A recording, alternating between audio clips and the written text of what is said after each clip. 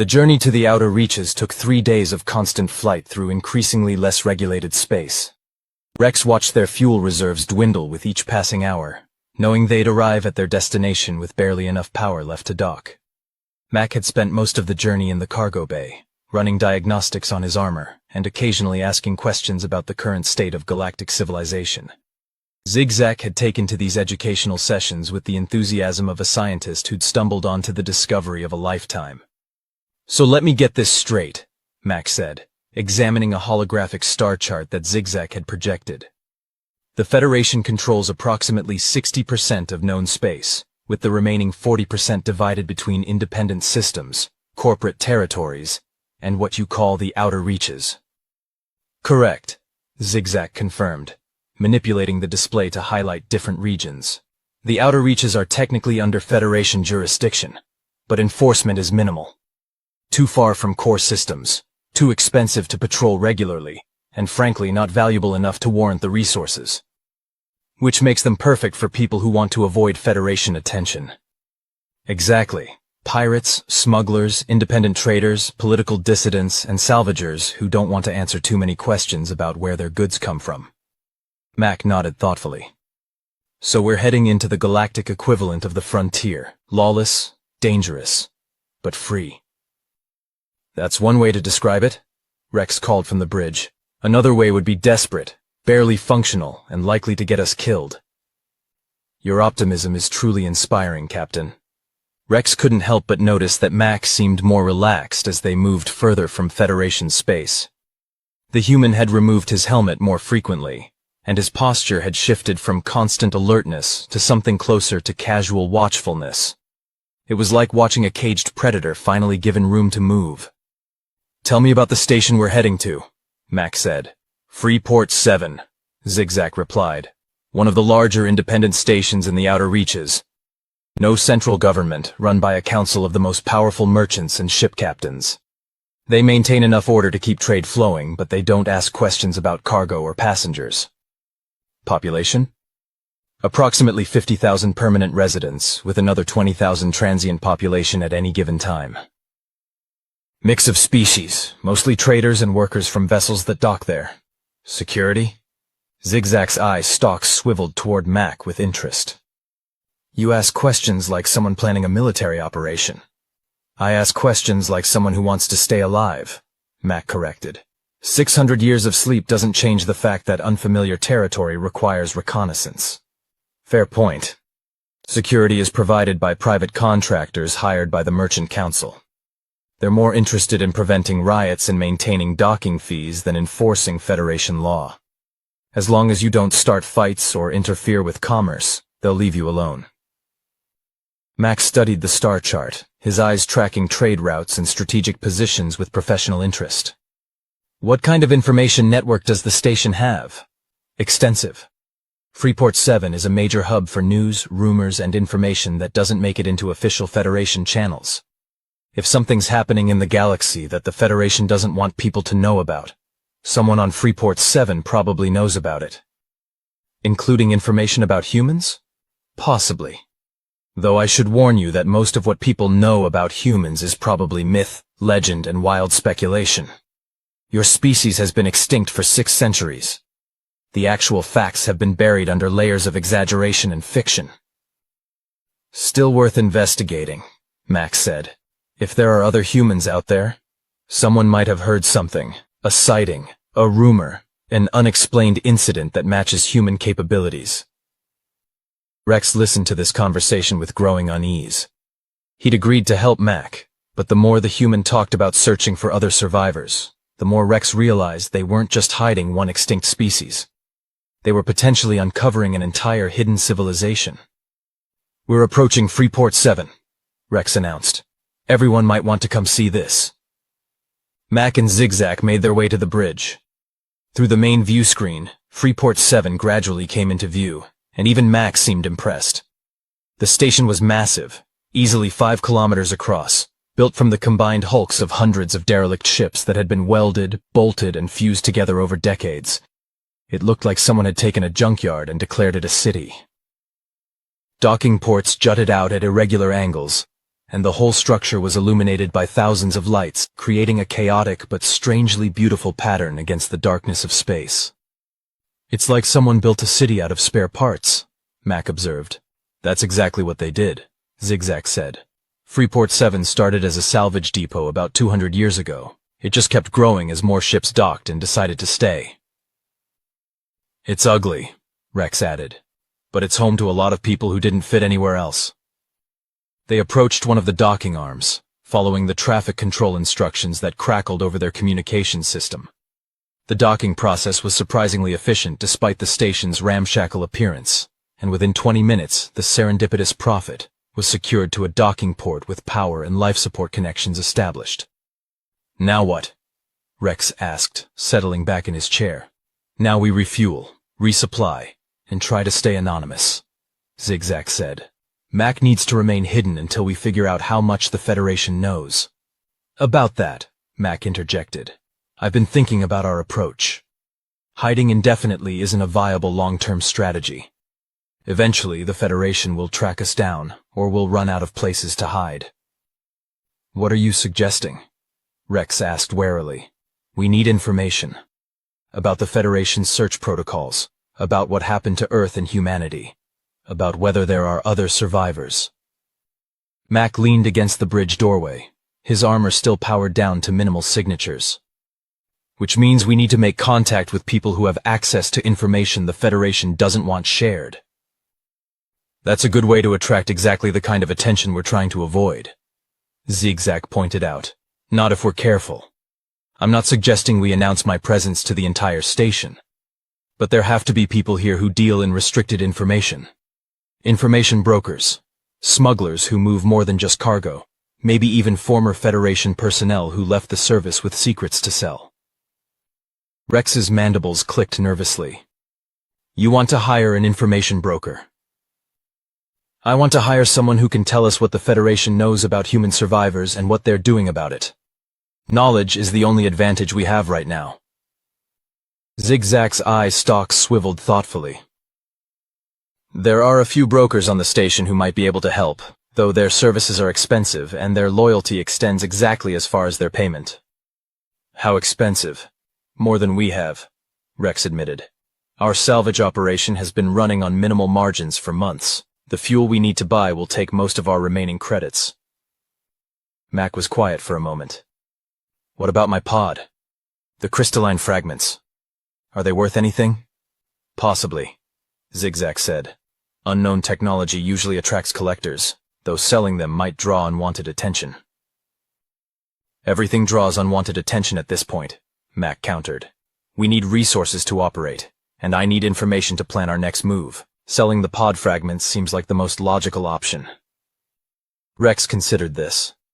The human wasn't wrong. They were operating with almost no resources in increasingly dangerous circumstances. Taking calculated risks was becoming necessary. "I know a dealer who specializes in unusual artifacts," Rex said finally. "He's not exactly scrupulous, but he pays fair prices and doesn't ask questions. We could approach him about the fragments." "Do it," Mac decided, "but carefully. And Zigzag, start making discreet inquiries about information brokers. I want to know who's reliable and who's likely to sell us out to the Federation." "You're giving orders now?" Rex asked, though his tone was more amused than offended. "I'm making suggestions based on my tactical assessment of our situation," Mac replied with what might have been a slight smile. "You're still the captain. I'm just the illegal cargo with opinions." Rex's mandibles clicked in what might have been laughter. "Fine. But you're staying on the ship. No offense, but you're literally the most recognizable being in the galaxy right now." "Agreed. I'll monitor communications from here and stay out of sight." Over the next several hours, Rex and Zigzag ventured into Freeport 7's chaotic interior. The station was everything Rex had described and worse. The corridors were crowded with beings from dozens of species, all conducting business in a dozen different languages. The air smelled like recycled atmosphere, engine lubricant, and something organic that Rex preferred not to identify. They made their way to the merchant sector, where dealers in everything from legitimate salvage to highly illegal weapons maintained shops in repurposed cargo containers and jury-rigged storefronts. Rex's contact, A Nexali named Vex Thar, operated from a particularly well-defended container near the central market. Captain Rex. Vex Thar's telepathic voice resonated directly in Rex's mind, accompanied by the unsettling sensation of something brushing against his thoughts. It's been too long. What treasures do you bring me today? Rex pulled out a sample of the crystalline fragments from Mac's pod. Unknown technology. Possibly stasis-related. Very old. Origin uncertain. Vex Thar's tentacles wrapped around the fragment, and Rex felt the alien's telepathic probe examining not just the material, but the thoughts surrounding it. He carefully kept his mind focused on the fragment itself, avoiding any thoughts about Mac, or humans, or extinct species. Interesting. Vex Thar's mental voice carried notes of genuine curiosity. The molecular structure is unlike anything in current databases. Pre-Federation, certainly. Possibly even pre-contact era for most species. The Nexali's large eyes fixed on Rex. Where did you find this? Debris field in Sector 7 Alpha, Rex replied, which was technically true. It was larger, but it shattered during extraction. These are the salvageable fragments. How much material do you have? Approximately 40 kilograms of usable fragments. Vex Thar was silent for a moment, tentacles writhing in what might have been calculation or contemplation. I can offer 15,000 credits for the lot. That's more than fair for unidentified material. 20,000, Rex countered. This is genuinely unique. Your collectors will pay premium prices. 17,000, and that's my final offer. Unknown material carries risks. It could be worthless, or it could be dangerous. Rex's mandibles clicked as he performed rapid calculations. 17,000 would cover their fuel, supplies, and leave enough for a decent payment to an information broker. Deal. But I want payment in untraceable credit chips, not registered transfers. Naturally. I'll have the chips ready within the hour. Deliver the fragments to my storage facility at Bay 47. They completed the transaction with the efficiency of beings who'd operated in gray markets long enough to know the protocols. By the time Rex and Zigzag returned to the ship, they had 17,000 credits in untraceable currency and a list of 3 potential information brokers that Zigzag had compiled through discreet inquiries. Mac reviewed the list with professional interest. What do we know about them? First one is a former Federation intelligence analyst who was forced out 20 years ago, Zigzag reported. Specializes in classified government information. Expensive but reliable. Second is a data broker who deals primarily in corporate secrets, but has connections throughout the galaxy. Medium reliability, medium cost. Third is a smuggler captain who claims to have contacts in every major organization, legal and otherwise. Cheap, but his information quality varies. The first one, Mac decided. If we're going to pay for information, we want it to be accurate. What's her price? 10,000 credits for a standard consultation. More if the information is particularly restricted. Rex's mandibles clicked anxiously. That's more than half our funds. Information about extinct species being hunted by the Federation probably qualifies as particularly restricted, Mac pointed out. But it's also exactly what we need. Can you arrange a meeting? Zigzag's manipulators worked across his datapad. I can send an inquiry. But these brokers are cautious. She'll want to know what we're looking for before agreeing to meet. Tell her we're interested in information about Federation historical archives, specifically regarding species classified as extinct. Don't mention humans specifically, but make it clear we're looking for restricted data. Zigzag sent the message. They waited in tense silence for a response. 20 minutes later, the datapad chimed. She's willing to meet, Zigzag reported. But she wants 15,000 for the consultation, given the sensitivity of the subject, and she wants to meet in person, in a secure location of her choosing. Security precaution, Mac said approvingly. She wants to make sure we're not Federation agents trying to entrap her. Smart. Should we agree? Rex asked. Mac thought for a moment. Yes. But I want surveillance on the meeting location, and I want escape routes planned in case this is a trap. Zigzag, you'll go to the meeting. Rex, you'll provide oversight from the ship. I'll monitor everything through your communication feeds and provide tactical advice if needed. You've thought about this a lot, Zigzag observed. I've been thinking about everything a lot, Mac replied. 600 years of sleep gives you a lot of catching up to do, and I prefer to catch up quickly. They spent the next hour planning the meeting with the thoroughness of a military operation. Zigzag would carry concealed recording equipment and a panic beacon. Rex would monitor from the ship, ready to initiate emergency departure if necessary. Mac would analyze the information broker's responses in real time and suggest follow-up questions through Zigzag's communication implant. The meeting location turned out to be a private dining establishment in one of Freeport Seven's more respectable sectors. The information broker was already waiting when Zigzag arrived, a tall, elegant Zephyran female with the kind of carefully maintained appearance that suggested both wealth and attention to detail. "You must be my curious client," she said, her voice carrying the refined accent of core world education. "I am Lara Sin. Please, sit. We have much to discuss." Zigzag settled into the seat across from her, acutely aware of Mac listening through his communication implant and Rex monitoring from the ship. "You're interested in Federation historical archives regarding extinct species," Lara Sin continued. "That's a rather specific and potentially dangerous area of inquiry. May I ask what prompted this interest?" "Academic curiosity," Zigzag replied, using the cover story they'd prepared. "I'm researching pre-Federation civilizations for a historical database." "Of course you are." Lara Sin's expression suggested she didn't believe a word of it, but was willing to play along. "And I suppose your interest in extinction classifications is purely scholarly." "Information has value regardless of motivation," Zigzag countered. "True enough." Lara Sin pulled out a datapad and placed it on the table between them. "I've prepared a summary of Federation policies regarding species classified as extinct. The official records are remarkably sparse, which itself is telling.